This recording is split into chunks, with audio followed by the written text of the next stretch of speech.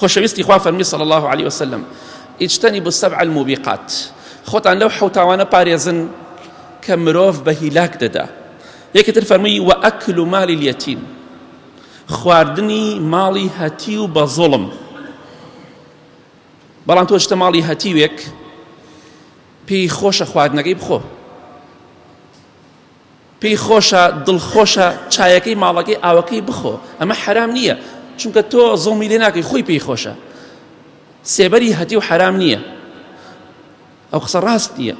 یا خەڵکی وا هەبوو جارانە چۆ ماڵان بینیمە چۆتە ماڵێک پارە ئاستنەکە بوو دینارەکە، دینارێکە ناو ژێر پیاڵەکەەوە بۆمە چایخانە یا ماڵی هەتیوە. ئەمە احترامی هەتی و ئاوای گیرێ. یاخۆ دەڵێ ڕۆشتی ماڵە شتێکە خۆتا بەرە، ئەمە شتێک نییە لە دینار، بەڵکو شتێک خراپ نییە ئەمەیان.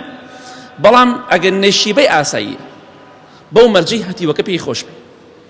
بەڵام ماڵی هەتی و بە زوڵم و بەستەم تاوانێکی زۆر گەورەیە. خوای گەورە لە قورئانی پیرۆزە ئەفەرمێ ئین الذین یأکلون ئەموال اليتامى ظلما إنما يأكلون في بطونهم نارا وسيصلون سعيرا.